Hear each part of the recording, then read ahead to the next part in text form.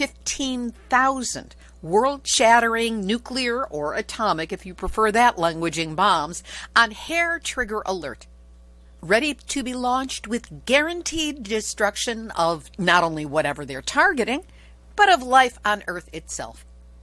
And getting rid of nuclear weapons may seem too enormous a task for any one person to make a difference.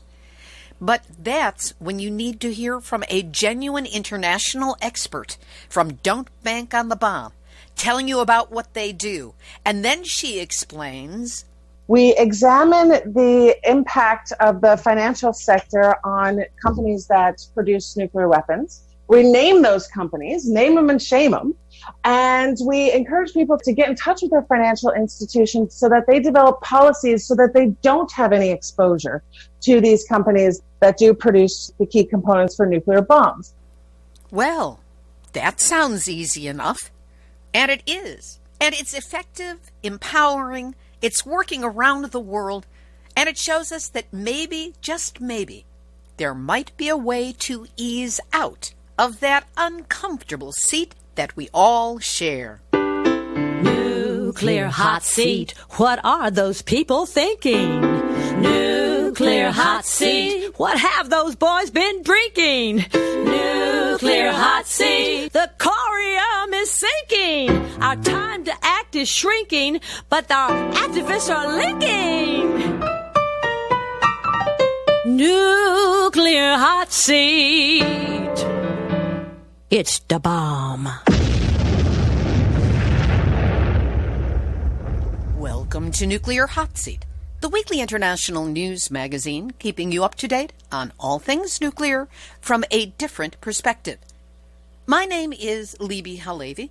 I'm the producer and host, as well as a survivor of the nuclear accident at 3 Mile Island from just 1 mile away. So I know what can happen when those nuclear so-called experts get it wrong. This week, 2 special interviews. We talk with Susi Snyder of PAX Netherlands, the peace and justice group behind the international Don't Bank on the Bomb campaign that is rapidly taking the financial props out from under the nuclear weapons industry. You'll learn not only what they're doing, but how you can participate and why you must. And it's official.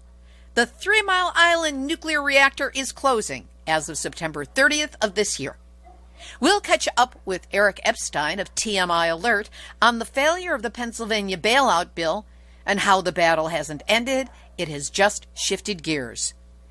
We will also have nuclear news from around the world, numbnuts of the week for outstanding nuclear boneheadedness, and more honest nuclear information than you'll ever read in Forbes. All of it coming up in just a few moments. Today is Tuesday, May 15, 2019, and here is the week's nuclear news from a different perspective. Starting off with the news that, yes, the nail is in the coffin of 3 Mile Island Unit 1. The proposed bailout of the failing nuclear reactor did not pass the Pennsylvania legislature. So you'd think that Eric Epstein, veteran head of 3 Mile Island Alert, would be dancing the happy dance. Instead, well, you'll hear it from him. Here is a brief update that we recorded on Friday, May 10, 2019. First of all, Eric, congratulations on the failure of the bailout of 3 Mile Island and the announced closure by September 30th of this year. How did you feel when you heard the news? Well, I was kind of ambivalent. I hate to say it. It's been a real long road. It's been, 40 years, and 3 Mile Island was part of a bigger bailout package. So it became clear that Exelon, the company that owned TMI, just didn't have the votes. They dropped the legislation too late, and this is a different state than the other states where bailouts have occurred. So a number of factors came together. It was clear, I thought, almost probably when you were back visiting us in March, that they were going to struggle to get this done on time. The thing that makes me, and why I say ambivalent rather than encouraged, is that prior to announcing the shutdown of the plant, the company announced that they were going to go into Safe Store, which is the same mode we have at TMI-2, the plant that was involved in the accident. And that's been in mothballs for 40 years. They want to put TMI-1 in mothballs for 60 years, so got a huge lift ahead of us. We got to make sure the plant is cleaned up in a timely fashion. If it's not, that means TMI-2 won't be cleaned up until at least 2074, 2075, which, if you do the math, is 100 years after the accident. In addition to that, Exelon has petitioned the NRC to raid the decommissioning fund and use some of the decommissioning funds to build dry cask storage. So, you know, the news was welcome and not unexpected, but just from here, Libby, you know, the pivot is to yet another heavy lift. If we don't contest the mothballing of the plant or raiding of the decommissioning funds, we may be facing a situation where the island is not cleaned up for some time to come. As you explained in our interview, which was heard on Nuclear Hot Seat number 405 from March 26th, there were many factors involved with this bailout bill and reasons coming against the bailout bill that were unique to Pennsylvania, but were not necessarily applicable to other states where bailouts are currently being debated, specifically Ohio, which is the one that comes up most recently. What's the difference between the two? Well, Pennsylvania is the second largest gas-producing state, so gas has created an environment where we have very low and relatively plentiful energy. And we export about 30% of our electricity, mostly to New York and Maryland, which is banned fracking. So we've seen a reduction in the last 20 years of our electric prices from being 15% above the national average to just under 15% below. So that's a huge driver. The other states have had Democratic legislatures. Pennsylvania has a very conservative Republican legislature. Both houses are controlled by Republicans, most who are opposed to free market. Third, you know, gas is viewed differently here because gas is taking away from coal, which is positive, but that also created tension because Trump won this state based on the coal vote. So the coal vote also wanted a bailout. There was real interesting. So you had a very significant gas lobby, a very significant coalition, anywhere from us to ARP to gas to oil opposing this. A governor who was unlike Cuomo in New York, who was really decidedly neutral. And what happened actually was, and probably the biggest mistake Exelon made is they said 4 years ago they would need a bailout. They didn't drop the legislation to March. And if you know anything about Pennsylvania, dropping legislation in March and expecting it to pass by May, you might as well book a seat on Fantasy Airlines. It just wasn't reality. And what's worse for these guys is that they burned a lot of bridges. They had the largest number of lobbyists in Pennsylvania political history, up to 32 different firms, Libby. So it's still a coal and steel state. It still has that mentality. And when you come in here and try to pull the wool over legislators, it didn't work. I mean, it hasn't been voted out of committee, either piece of legislation in the House or the Senate. I'm not really sure where, you know, the rest of the Commonwealth goes from here. I think our next big challenge is in August and see if Beaver Valley can clear the PJM auction. But, you know, Exelon losing at TMI is huge. Symbolically, everybody knows TMI. Exelon is the biggest dog on the street.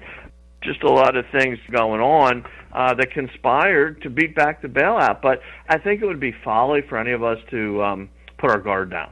The goal has always been to clean the plant up, and it just looks like a heavy lift. And as you know, it's a bipolar plant. You got Exelon at Unit 1, First Energy at TMI, and they're bankrupt. So for the moment, it's a relief. I guess that's the best way to put it, but we're going to have to apply pressure. We'll be back in the legislature next week. Is that what's next for you and TMI Alert? Yeah, we'll go in. We'll probably ask, we will ask sponsors of the legislation to remove their names. The political calculus doesn't look good for the nuclear industry. They needed South Central Pennsylvania conservative Republicans to get the legislation over the hurdle. With TMI not being on the table, I don't see these guys supporting a bailout for Philly or Pittsburgh or the western or eastern part of the state. It's very parochial out here. So just want to strike while the iron's hot, get some commitments. They will too. I mean, Libby, you don't hire 32 firms and just walk away. So they'll be here as well. And I know in the Senate they're trying to get some amendments. In the House, Representative Matsy may be looking at something. His plant is in Beaver Valley, so it's a big win. It's a big W, but still a long way to go. Here's a little bit of paranoia. As regular listeners to this show know, the announced closure of a nuclear reactor is not necessarily the same as an actual shutdown. What, if anything, might happen between now and September 30th of this year, the announced date, that would stop, reverse, or delay TMI's shutdown? Oh, I think this is final. It is. I mean, you just went through a whole emotional week of not only just saying TMI is going to shut down, but it derails the bailout bill. Attention is focused elsewhere, Libby. You got to get the budget done by June 30th. We have serious transportation funding issues, serious education issues, serious pension issues. It's not over till it's over, and of course, Bellefonte and TVA is a good example of a plant that was mothballed and kept out of the mothballs. The workers are already being repositioned. You know, they have jobs for most of the workers within their fleet. Exelon has Limerick and Peach Bottom very close by, and then Calvert Cliffs over the border in Maryland. They did shut down Oyster Creek, but they got a couple plants up in New York. So I think it's good to have a healthy paranoia, but I think this puppy's done. And for us, the bigger issue is we'd like to clean up to proceed expeditiously so we could use the skill sets and the institutional memory we have. I think if they mothball the plant, they ain't coming back. And about any state, Pennsylvania knows what happens. We've had this huge tragedy with anthracite and bituminous coal. You know, once they took the coal from the ground, the companies left. I think we're going to see it at TMI. We need to get dry cast built. We need to prevent them from raiding the decommissioning fund. Look, anything's possible. We've seen that before. You always remain guarded, and I think it's good to have what I would say is a healthy amount of paranoia. Well, putting the healthy amount of paranoia aside, what have you done to celebrate? Nothing. We just worked straight through, actually. I have set up meeting. Next week we'll be meeting with a number, just setting up meetings. I mean, just nothing. We'll actually later today be aggressively petitioning the NRC on the decommissioning front. But I'll be honest with you, Libby, and you know me, just right back at it. You know, everything for me is a football schedule. We had a big win over Michigan, and we got Michigan State next week. Well, I'm wishing you many touchdowns, many intercepts. I'm losing it because I don't know that many football analogies. That's okay. All the good ones is what I wish you. You have done prodigious work on 3 Mile Island issues for, what is it now, more than 40 years because you were with the group when it was started? For me, it's about 40. For Kay, it's 42. I mean, we had our last meeting, and as I'm fond of saying, it was like an ARP gathering. A lot of bald heads and gray hair. Well, there are always wigs, there's always hair coloring, and hopefully longevity runs in the anti-nuclear movement.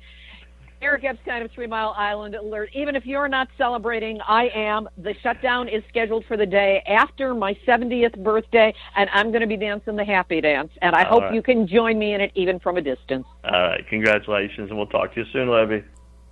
That was Eric Epstein of 3 Mile Island Alert, continuing to be vigilant. Moving on to other news. A school in Ohio has been forced to close down for the remainder of the academic year after enriched uranium and neptunium-237, a byproduct of nuclear reaction and plutonium production, were discovered inside the school building. Zahns Corner Middle School in the town of Piketon is about 80 miles east of Cincinnati.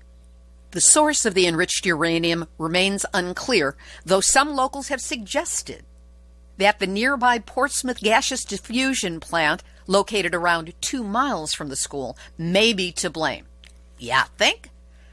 The facility previously produced enriched uranium, including weapons-grade uranium, for the United States Atomic Energy Program and for use in U.S. nuclear weapons.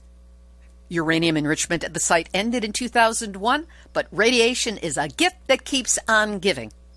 And the site is now subject to an environmental cleanup under the supervision of the Department of Energy. Iowa's only nuclear power plant, Duane Arnold Energy Center, is slated to close by the end of 2020. The major reason? It has become outpriced by cheaper energy sources, particularly wind energy, which now provides about a third of Iowa's energy generation. On Tuesday, May 7th, the Nuclear Regulatory Commission's Atomic Safety and Licensing Board summarily terminated public interveners' requests for an evidentiary hearing challenging Holtec International's proposed high-level nuclear waste dump in southeastern New Mexico. As one of the interveners in the case, San Luis Obispo Mothers for Peace is concerned that once again the NRC is protecting the nuclear industry and not the American public. The Northern California group stated in a press release, Holtec proposes to store well over 100,000 metric tons of this deadly material in a quote-unquote temporary facility that has not been proven to be safe and that could very well turn into a de facto spent nuclear fuel repository for hundreds of years or even forever. High-level radioactive waste from Diablo Canyon might well be sent to this location for quote-unquote interim storage. And over 200 million U.S. citizens living along transportation routes will be placed in peril. A key annual defense bill is poised to serve as a battleground over Trump's nuclear weapons policy. Issues range from the size of the U.S. nuclear arsenal to whether to leave open the possibility of launching a nuclear first strike.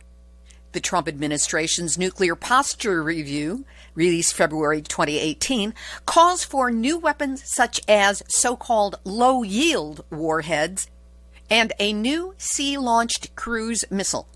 The Congressional Budget Office has estimated that modernizing the nuclear arsenal will cost more than $1 trillion over the next 30 years. Imagine the school supplies and crucial infrastructure that could fund. House Armed Services Committee Chair Adam Smith said he wanted to, quote, kill the low-yield warhead and blasted Trump for casting aside nuclear treaties. Smith, backed by presidential candidate Senator Elizabeth Warren, introduced in January the No First Use Act that would make it U.S. policy to not strike first with nuclear weapons. Over to Japan, where what seems to be good news isn't. In terms of Fukushima radiation, Centers for Research and Treatment of Highly Exposed Patients are being established. But the head of the chief center at the National Institutes for Quantum and Radiological Science and Technology will be Dr. Shunichi Yamashita, otherwise known as Smiley, because he was the one who said, if you smile, radiation won't affect you. Questions abound as to whether these centers are going to provide genuine treatment for the victims or whether it's simply going to be used to collect data, as the U.S. did in the Marshall Islands following the bomb tests down there. An excellent article out of Australia on how Fukushima's mothers became radiation experts to protect their children after the nuclear meltdown. We will link to it. In Turkey, cracks have been discovered during construction of that country's first nuclear plant. Fissures were found last year in the concrete laid for foundations. It was ripped up, the concrete laid again, and cracks have been discovered a second time. Meanwhile, Russian state nuclear energy firm Rosatom, which is building the site, has announced that it was holding private talks to sell as much as 49% of its stake in the project.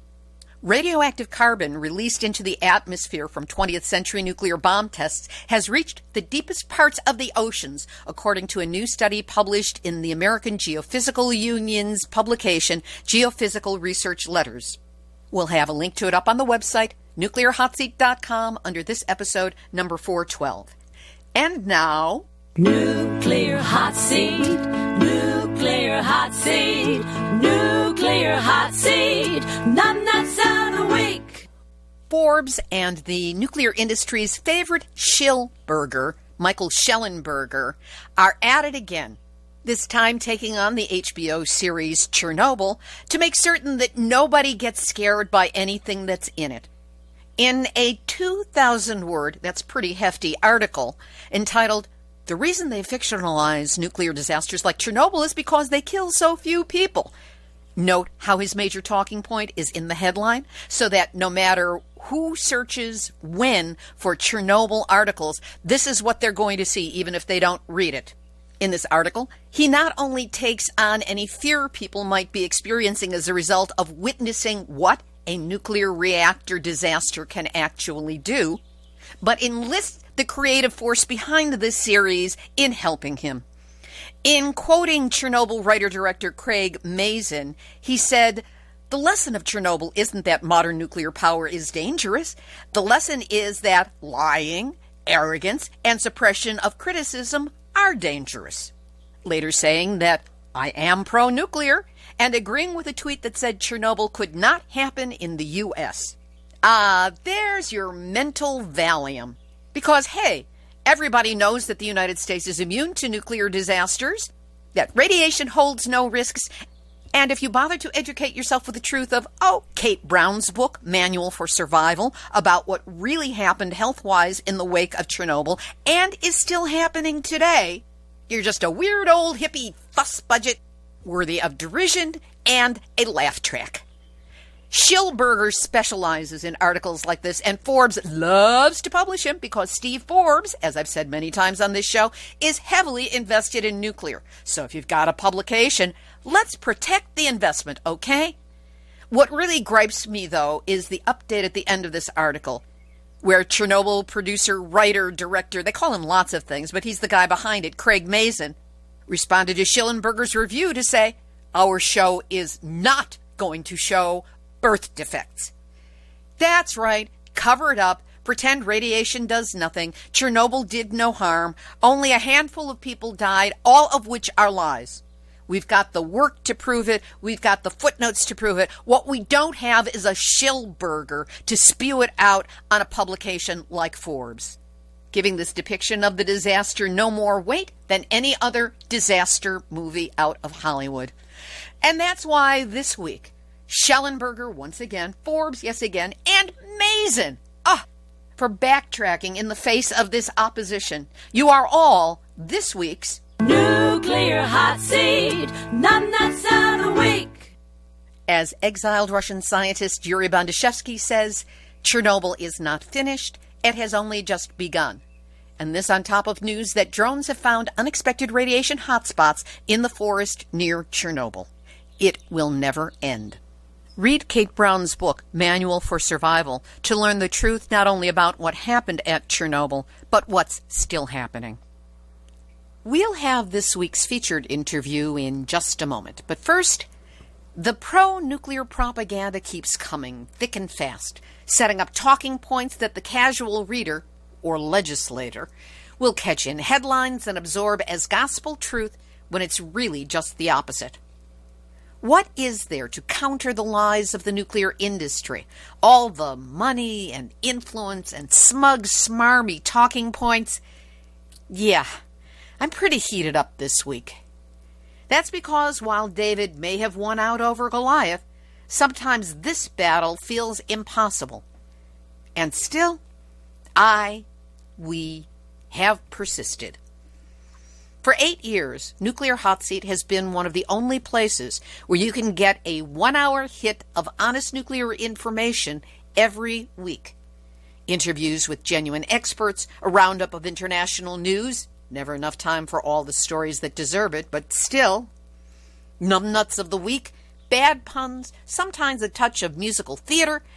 Where else can you find all this in a weekly counterbalance to nuclear industry lies? Of course, the show has been operating for years on a budget that's less than what one nuclear lobbyist gets to spend for 1 week of lunches with powerful legislators. And our budget is dependent on you, the listeners, to keep us going.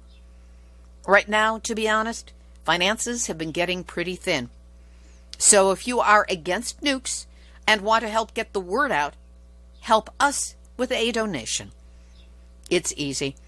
Just go to nuclearhotseat.com and click on the big red donate button.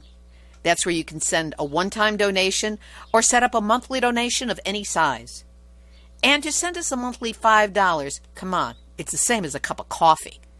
And it is the lifeblood that sustains this show. Just click on the big green donate button at nuclearhotseat.com. Please do what you can now. And know that whatever you can do to help, I'm deeply grateful that you're listening and that you care. Here's this week's featured interview, and it's a doozy. Susi Snyder is project lead for the PAX No Nukes Project and coordinates the Don't Bank on the Bomb research and campaign. She is an expert on nuclear weapons with over 2 decades of experience working at the intersect between nuclear weapons and human rights. Now, Don't Bank on the Bomb has published their 2018 global report on the financing of nuclear weapons producers. And this is not only another interesting document in PDF form that you promise that you will one day read, it provides a blueprint for how we can leverage money, our money, out of the nuclear weapons industry. And it will make a difference. I spoke with Susi Snyder on Friday, May 10, 2019. Note that there will be a brief, unplanned appearance of a young activist who underscores the reason why we do this work. Susi Snyder, thank you so much for being with us here today on Nuclear Hot Seat. Great to be here. Thanks so much. First of all, what is PAX and what are the organization's goals? Well, PAX is a Dutch peace organization, and what we're doing, we are working to reduce human suffering as a result of conflict. And so to prevent war, prevent suffering, and generally to make sure that we build norms that keep people safe and keep people alive. What are some of your cornerstone programs? I'm certainly familiar with Don't Bank on the Bomb because I've followed that protocol with my own finances. What is this, and how can people participate in it? Don't Bank on the Bomb is a great project that is, what we do is we do 3 things. We examine the impact of the financial sector on companies that produce nuclear weapons. We name those companies, name them and shame them, and we encourage people to get in touch with their financial institutions so that they develop policies so that they don't have any exposure to these companies that do produce the key components for nuclear bombs. So it's naming the ones that have investments, it's supporting the ones that have great policies not to invest, and it's, of course, identifying the companies that make the bombs, because if we don't know who's doing it, we don't know what we can do about it. Speaking of those companies, there has just been a new report that came out naming 28 separate companies as being involved in the manufacture of nuclear weapons. How did that report come about, and what are some of the findings you've made because of it? Well, let me tell you, Libby, it was a good deal of research, and we are extremely rigorous in our research. So we've been looking at contracts and announcements for contracts, requests for proposals, and so on for the last 6 months. And so what we did is, as we looked at these different issues, and I'm sure that many of your listeners also have children. So they're hearing in the background. Susi, this is the reason we do the work that we do. It's for the children and beyond. So this could not be more perfect. It is just the reality, working moms everywhere. Anyway, so what we did is we looked at the contracts, we looked at the government plans, different government plans for new types of nuclear weapons, for the weapons that are under these so-called modernization programs, and then we looked to see, okay, who's actually doing this in-house, so to speak? Like what countries are doing it? There's only 9 countries that have nuclear weapons, right? It's not so many at the end of the day. And we look at who does stuff in-house using state-run agencies and who contracts out. Now, not everybody contracts out. Russia does stuff mostly in-house. North Korea does everything in-house. Pakistan does stuff in-house. But India, the US, the UK, France, they all hire external contractors. So then we follow the money. Who bids on the contracts? Who gets the contracts? And what are they doing? What are they actually doing under these contracts? And that's where we found exciting. Well, it's exciting in not a nice way, to be honest. But we found that, we found over $116 billion in existing contracts right now for keeping nuclear weapons on the planet. And some of them until 2075, which all of these countries have said, their heads of state at one time or another said, no, we need a world without nuclear weapons. And I'll tell you, you don't get to a world without nuclear weapons by hiring Boeing or Raytheon or Lockheed Martin to build a new nuclear arsenal for you. Some of the stories that I've read about coming out from the contracts are truly, it's like going into bizarro land. Give us some examples. For example, when the head of Raytheon was asked if there was a growth opportunity in the U.S. exit from the INF treaty. So this was really surprising. I mean, okay, usually with nuclear weapons, nobody's really, at least nobody should be really proud to be making nuclear weapons. These are weapons designed to, your listeners will know this already. These are weapons designed to annihilate cities. They're not for battlefields. They're not for strategic pinpoint accuracy. This is a city buster. And I think that's really important to keep in mind. And for the most part, over almost the last generation, people have been shying away from taking pride in this. But then there are a few. And there's been a slight change in the rhetoric around this. So when, Donald Trump took office, he asked these questions. Why would we have nuclear weapons if we could never use them? And he started saying, well, maybe we need to go back to make more and the biggest and the best weapons. And he's basically inciting an arms race. By withdrawing from the Intermediate Nuclear Forces Treaty, this treaty from 1987 that prohibited an entire class of weapons, he opened the floodgates on this. And so in Raytheon of all companies, Raytheon kind of was getting out of the nuclear arms game. It was seen as a losing interest.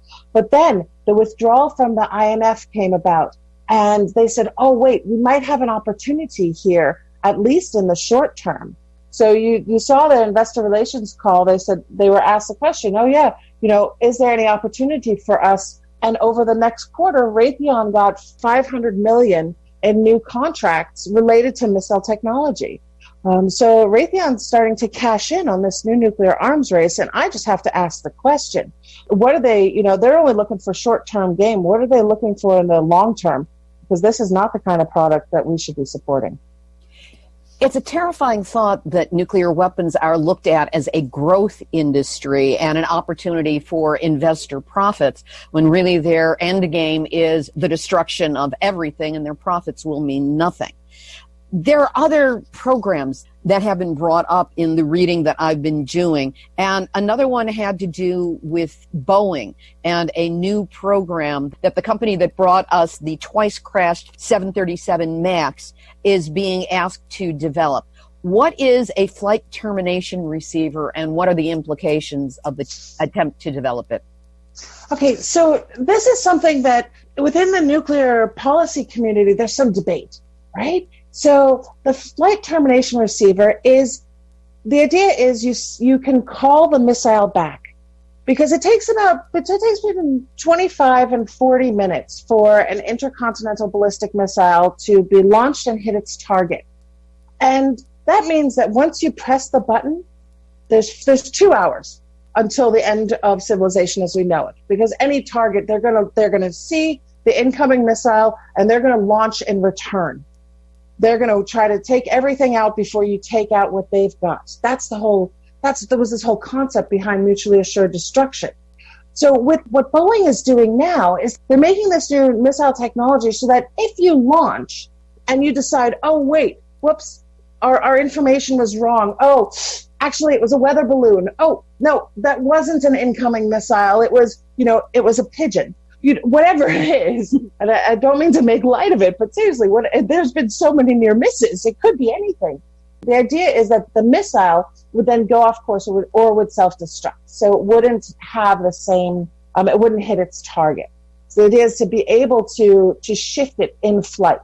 Now, on the one hand, this could be great, because then it won't hit its target and you could stop some insanity. But on the other hand, if you see the missile coming in, you're going to fire with everything you've got. And so it's a losing situation. It's a losing proposition. And honestly, as you said, Libby, how much can we trust Boeing right now? It's how much do we trust anybody who is working in nuclear arms because they can somehow justify it. I've also seen that one of the problems with having a flight termination receiver is that it might call for a launch of a weapon, and then using it just as a scare tactic because they think, well, we can pull it back and there will be no harm, no foul, when indeed, you're right, the retaliation could be volleyed out before we could pull it back, and they might not be able to do so, and there goes the planet, or if not the planet, at least the people and the life forms on it. Exactly. And what we've learned from new climate research, from new modeling over just the last 10 years, is that it doesn't take 1,000 bombs going off to destroy the civilization that we know. It would take 100 weapons between, for example, India and Pakistan, and 2 billion people. 2 billion people would be at risk of famine. It would cause grave environmental catastrophe. It would be a nuclear winter. And in the 80s, we were totally aware of this. We're like, okay, this is not going to happen. We're going to stop it. We're going to shut this down. This is insane. And right now, it's our time to stand up and say, hey, this is insane. There are so many more things that we could spend the money on. The U.S. government alone is spending $70,000 a minute on producing nuclear weapons. $70,000 a minute. Imagine what $70,000 a minute could do for public education, addressing climate change. The nuclear weapons problem, it's complicated, but it's a relatively easy fix.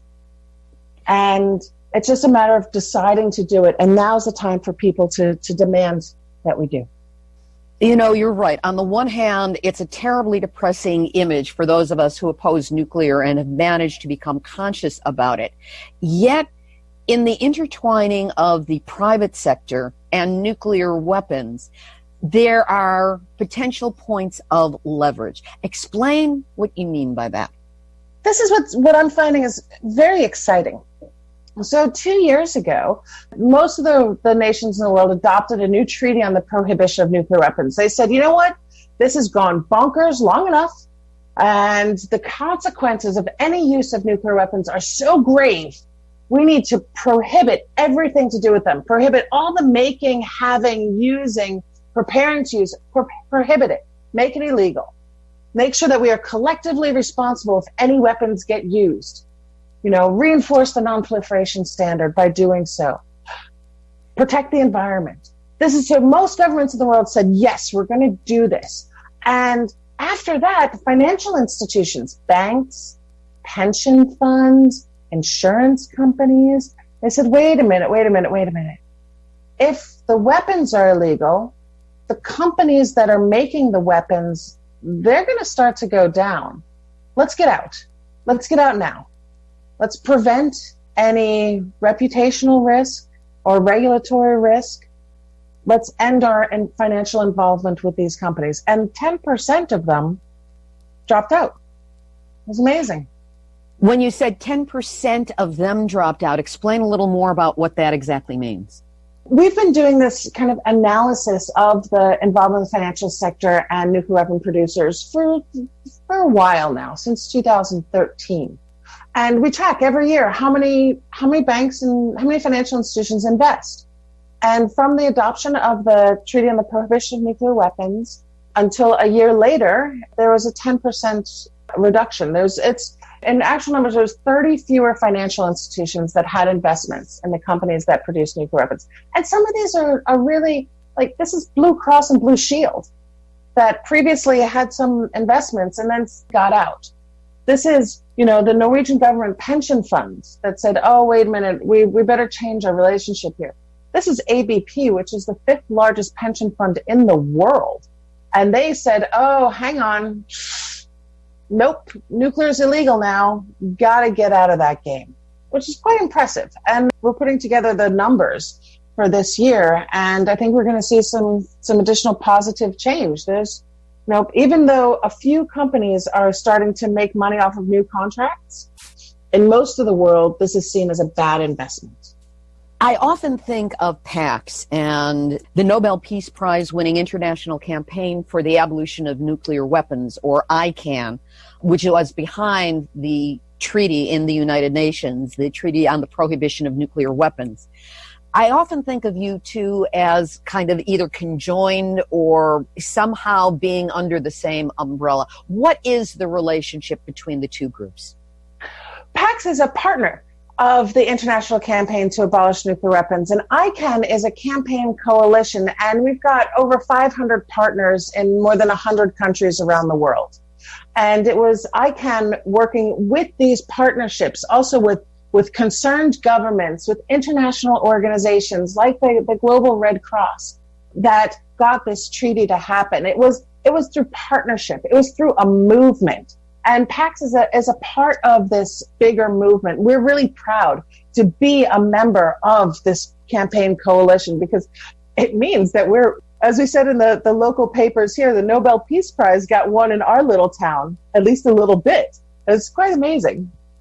Let's switch over to talking a little bit about ICANN and the impact that is having and can potentially have on the entire nuclear weapons landscape in the world. It is not a campaign to ask the 9 nuclear countries to get rid of their weapons. It's a campaign to get all of the countries that don't have nuclear weapons to agree to not get nuclear weapons. And then there are other provisions involved with it as well. Can you explain what those are and how those would mess up the nuclear countries? Sure. So the thing is with ICANN is that we're working in over 100 countries to raise the stigma against nuclear weapons. And most countries of the world have already rejected nuclear weapons. It's just this 9 that seem to be a bit stuck and seem to be kind of it's a little bit of old thinking, and that doesn't quite relate to the current world order. But the ICANN is working even in the nuclear armed countries to say, hey, we have a plan to get to no nuclear weapons in the world. We know the nuclear armed countries, they're clearly not ready yet. They haven't quite matured to the level of many others to be able to take a more realistic and pragmatic approach to their security. But the other countries have. And so countries like Austria and Ireland, South Africa, are fully on board with this treaty because they recognize that there is no benefit to them and only risk from supporting nuclear weapons. What this means is that financial institutions in those countries have seen what happens with other weapons prohibitions, and they get out of the game when it comes to investing in companies that produce the weapons. Companies like Airbus. Airbus is a Dutch registered company. Airbus has operations throughout Europe. Airbus is known for making airplanes. Airbus also makes missiles for the French nuclear arsenal. And what this does is it says that if Airbus, for example, when Germany signs on to the ban treaty, the operations that Airbus has within Germany can't be involved in the production of missiles for France or for anybody else, because that's prohibited under the treaty. And that would change the landscape for France. France doesn't have another capability, or that they have to move manufacturing capabilities. And that's really important. And also, the treaty also has this great impact because it makes the question it challenges the assumption that nuclear weapons benefit anyone's security. And in fact, puts the onus on those who have the weapons to prove it. You've been saying this for so long with no evidence. You've been, quite hysterical about your security concerns. No, be rational, be calm, prove that this is the only way forward. And if it is, in fact, the only way forward, why are you so united against other countries getting the same weapons? Why does North Korea use the same language as France in defending its decision to get nuclear weapons? Be a calm, rational actor in this field and not the hysterical nuclear-armed countries that we've come to know. It seems that this program, the Treaty for the Prevention of Nuclear War, and the countries that sign on to it would really signify a grassroots erosion of the ability of the nuclear industry to operate unimpeded. In other words, putting perhaps, if not a block in the road, a stone in the shoe, that they can't move forward as they planned on it. And here in the U.S., we are starting to see some changes, at least on the state and the local level.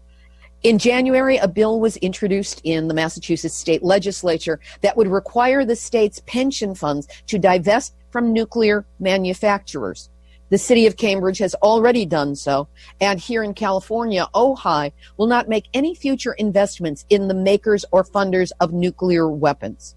Do you think that the best way for us to proceed is to work on the local grassroots level rather than going for the big guys in Washington, D.C., or the heads of whatever countries, people listening to this show in 123 countries that listen to it, not going after the top of the governmental food chain, but starting local is the path we need to follow?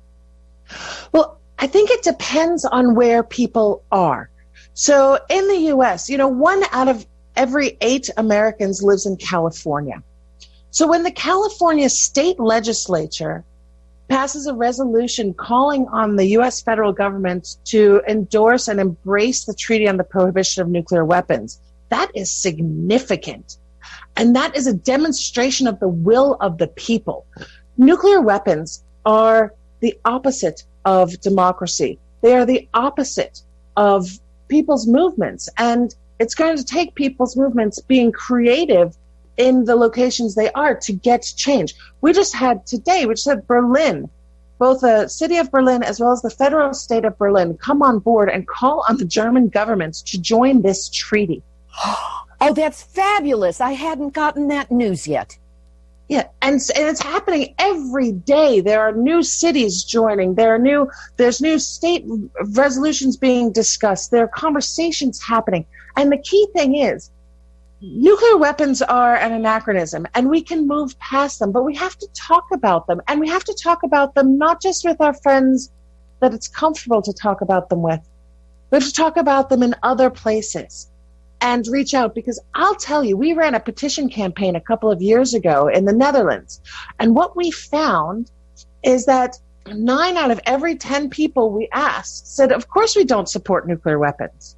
Nuclear weapons are dumb. Wait, there's still a problem? I thought they were gone. Most people don't know.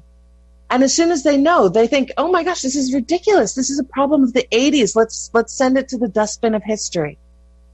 That attitude and that emphasis and that enthusiasm is starting to catch like a wildfire throughout the world. And it will change the minds of those sitting in the high political offices. If you are friends with the head of state, by all means, call your buddy and tell them to get on board with this treaty. If, however, you are not friends with the head of state, think about other ways you can help support this effort to make nuclear weapons history. That brings us to the practicalities. What are things that people on the ground can do, and what tools do you have? Because the research is extensive and it is impeccable. Everything is footnoted. Everything is accurate in it. Because our side can't afford to make mistakes. What do you have available that we can use to support anything that we are saying or doing on the ground? Well, the first thing I would encourage your listeners to just sign up to our newsletter. We're constantly putting information out. It's at nuclearban.org. And there's tons of info there. Well, now, it depends, again, where people are. If you want to figure out how to make sure your personal finances are in no way connected to the companies that produce nuclear weapons, whether it be through your bank or through your pension investment or other things, we have checklists on our website for people to use. We just, quickly scan the website, see if your bank's listed, send them a message. We have tools. You can directly send your bank a message. And a lot of people these days, myself included, do banking on our phones, right? Mobile banking is like the thing. And I encourage people all the time, pull out your phone, go to your banking app, and just send a message directly to your bank right now and just say, hey, are we in any way connected to companies that produce nuclear bombs? When you ask that question through your mobile app, through walking into your local bank branch, whatever it is, you're starting a chain reaction of the good kind. The person on the other end probably has no idea. So they're going to have to ask somebody, is going to have to ask somebody, is going to have to ask somebody. We saw a number of financial institutions get out of this type of investment because people started asking questions on their Facebook profiles. And there's like, oh, that's not good. We can't have this. Oh, wait, let's check. Okay, well, let's get that. They divested first, and then they put into place a policy to make sure that they'll never have any kind of investments connected to nuclear weapon producers in the future. And it's part of their internal due diligence now. It wasn't a huge number of people that did this.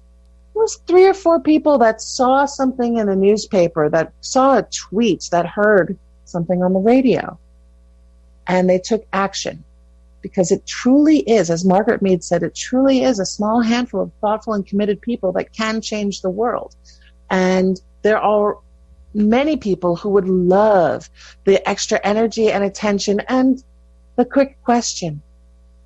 Do we have anything to do with the nuclear bomb? If so, how can we avoid it? And we can, and we will. The brilliance of this program is that any individual can make an enormous difference simply by taking a few steps that are already brilliantly strategized and plotted out and framed, as you have done, as the people with PAX have done, and I can as well. If you have any final thoughts to share with the listeners today, what would that be? I would ask your listeners to tell a friend. Each one can reach one, and each one can teach one. And that is how we will get this change. And that is how we will be able to retire from working on nuclear weapon issues and put our energy into dealing with the new challenges that face a new century.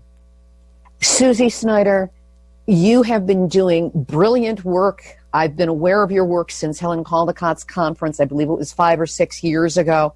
And the progress has been astonishing and breathtaking. I always report on any positive steps that we find out that have been taken by either PAX or ICANN on Nuclear Hotseat, because we've got to get our new good news from somewhere, and it seems to come inordinately from these two groups. Thank you so much. It's been a great pleasure speaking with you. It's always a great pleasure. And I really appreciate the opportunity today. And I appreciate you being my guest this week on Nuclear Hotseat. Susi Snyder of PAX Netherlands and Don't Bank on the Bomb. Don't you just love this woman's energy? We will have a link to Don't Bank on the Bomb, where you can download their 2018 global report on the financing of nuclear weapons producers. Don't just download it and let it sit on your computer. Make certain that you send it to your bank, credit union, pension fund, and or financial advisors. As you heard in the interview, it really can make a difference. Activist shout-outs! Francis Crowe is a 92-year-old, much-arrested anti-nuclear and many other issues activist who is prominent in the battle to close Vermont Yankee. Now she's published a book, Finding My Radical Soul. It's available on Amazon, and we will have a link to it up on our website, nuclearhotseat.com, under this episode, number 412. There's a World Anti-Nuclear Forum being held in Madrid from the end of May till June 3rd. If any listeners to Nuclear Hotseat are attending, please let me know. And let's see what kind of a report we can put together from Nuclear Hotseat special correspondents, that's you, who are on site. And there's a new nuclear quote-unquote game out called the Nuclear Decision Game that you really should take a look at. The premise? You receive information that the U.S. might be under nuclear attack. You have 5 minutes to ignore or respond to the threat.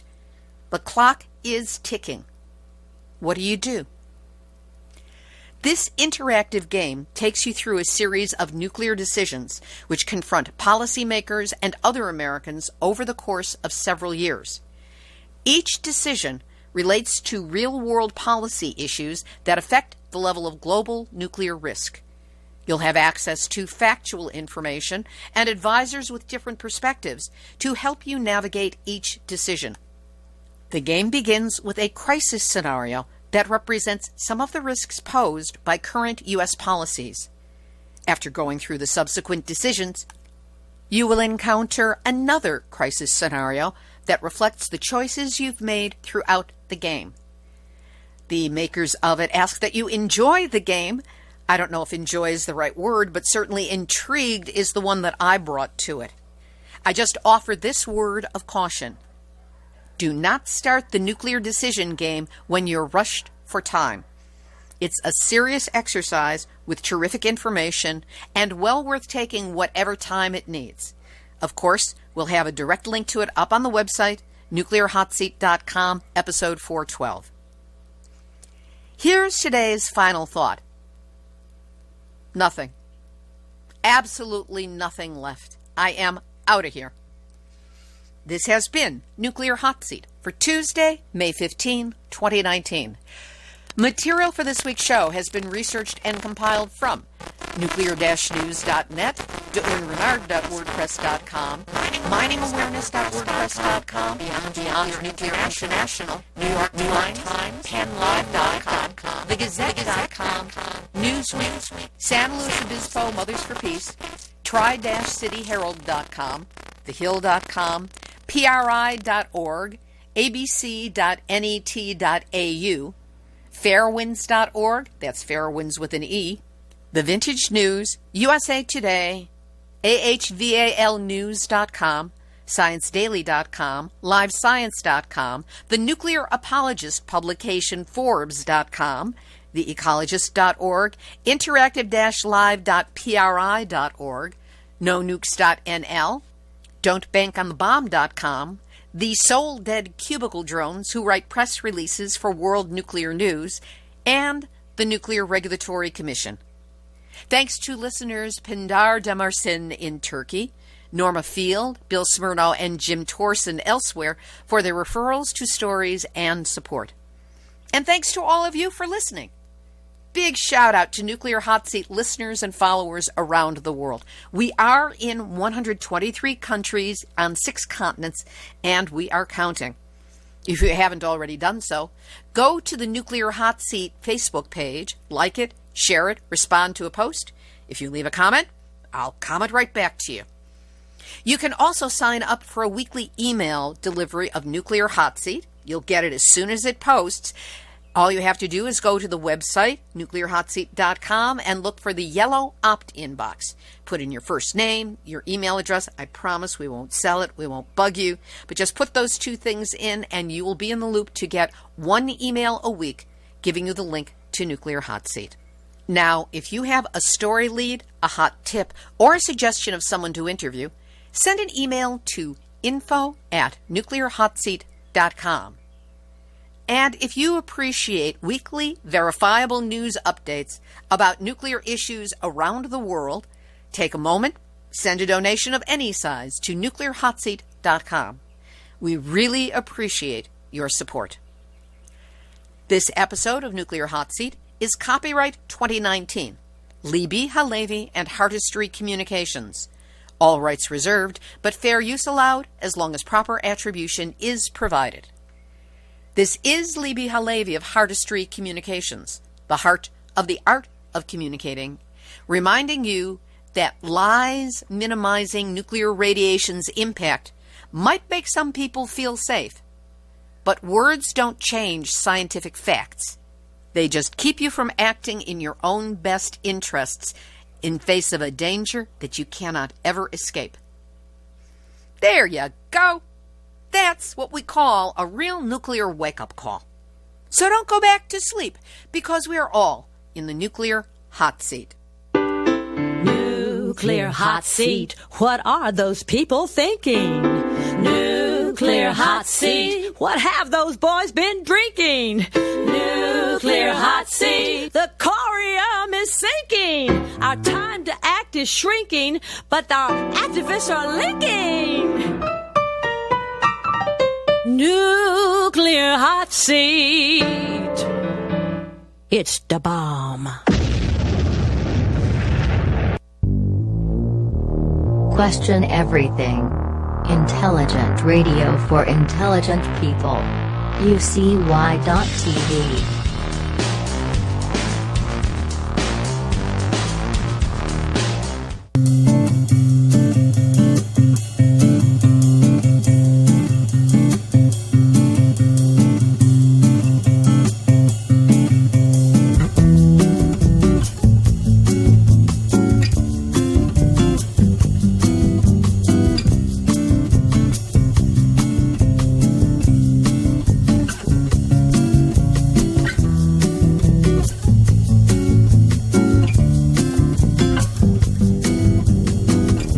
Question everything.